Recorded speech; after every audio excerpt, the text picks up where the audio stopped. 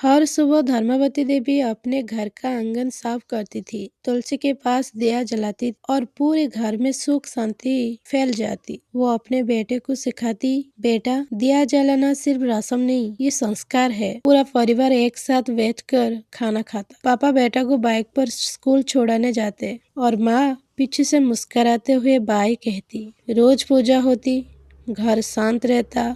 वक्त बीत गया, बेटा बड़ा हो गया। पापा दुकान ले जाते, गांव के लोगों को सामान बेचते, गोदाम से माल उठता, मेहनत से घर चलता। एक दिन माँ की तबीयत बिगड़ गई, पापा घबरा गए और माँ बीमार होते हुए भी तुलसी को जल देती। उसी दौरान रिश्ते की बात चली और बेटा के लिए लड़की पसंद आ गई। माँ तुलसी के पास रोती हुई प्रार्थना करती, भगवान मेरे बेटे को हमेशा खुश रखना। एंगेजमेंट हुई, शादी हुई, बहू का गृह प्रवेश हुआ।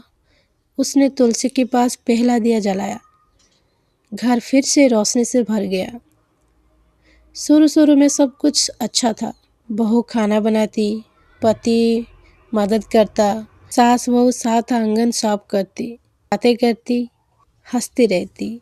सुबह का शांत माहौल, आंगन में हल्की धूप फैली हुई है। सास बालों में तेल लगा रही है, बहू प्यार से पास बैठकर मदद करती है। दोनों के चेहरे पर मुस्कान है, बातें हो रही है जैसे माँ और बेटी के बीच होती है। किचन में बहू जल्दी जल्दी लंच बना रही है, हाथ तेज चल रहे हैं, पर चेहरे पर शिकायत नहीं, सिर्फ जिम्मेदारी। चाय और स्नैक्स के साथ बातें होती है। धीरे धीरे बदलाव आया, बहू रात भर मोबाइल चलाने लगी।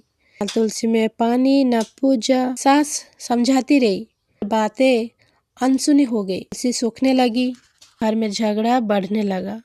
गोदाम में अचानक आग लग गई, परिवार घबरा गया, हर कोई एक दूसरे पर चिल्ला रहा है। बहू को गलती का दोष दिया जा रहा है, बहू डर और पछताव में है और घर का माहौल टेंशन से भरा हुआ लग रहा है।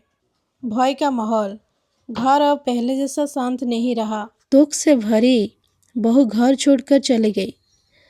एक पेड़ के नीचे बैठकर रोती हुई बोली, हे माँ लक्ष्मी, मुझसे गलती हो गई। माता लक्ष्मी प्रकट हुई, कहा हर संस्कार से चलता है और तुलसी उस संस्कार की पहचान है।